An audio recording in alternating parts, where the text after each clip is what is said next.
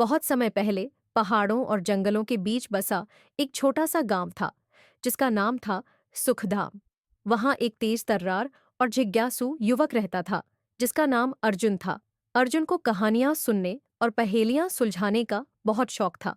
एक दिन गांव के चौपाल में यह घोषणा हुई, सुखधाम के झरने का पानी सूख गया है। कहा जाता है कि झरने का जल एक जादुई फव्वारे से आता है जो अब शापित हो गया है। फव्वारे की रखवाली एक रहस्यमयी स्फिंक्स करती है जो केवल एक पहेली सुलझाने वाले को ही झरना बहाल करने देती है।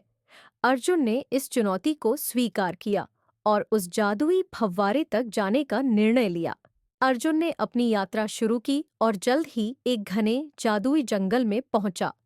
वहां पेड़ फुसफुसाते हुए बातें करते थे और अजीबोगरीब जीव चारों ओर घूमते थे।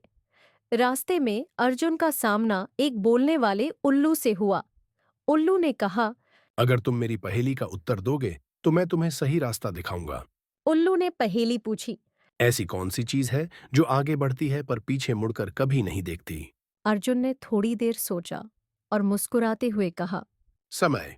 उल्लू ने खुशी खुशी रास्ता बताया और कहा, जाओ, तुम्हारे जैसे बुद्धिमान योद्धा ही स्फिंक्स की चुनौती का सामना कर सकते हैं।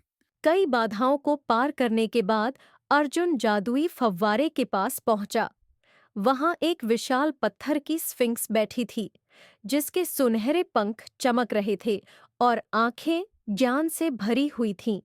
उसने अर्जुन को देखा और गंभीर आवाज में कहा, जो भी झरने का पानी बहाल करना चाहता है, उसे मेरी पहेली का उत्तर देना होगा। यदि उत्तर सही हुआ, तो झरना फिर से बहेगा। यदि गलत हुआ, तो तुम हमेशा के लिए यहां पत्थर बन जाओगे। अर्जुन ने आत्मविश्वास से कहा। पूछो अपनी पहेली। स्फिंक्स ने कहा, मैं वह हूं जो बिना मुंह के बोलती हूं, बिना कान के सुनती हूं। मेरे पास शरीर नहीं, पर मैं हवा के साथ जीवित हो जाती हूं। बताओ, मैं कौन हूं? अर्जुन ने गहरी सोच में पड़कर उत्तर दिया। प्रतिध्वनि। स्फिंक्स मुस्कुराई और कहा। सही उत्तर। स्फिंक्स के शब्दों के साथ ही फव्वारा जीवित हो गया। उसमें से पानी बहने लगा और झरना फिर से उफनने लगा।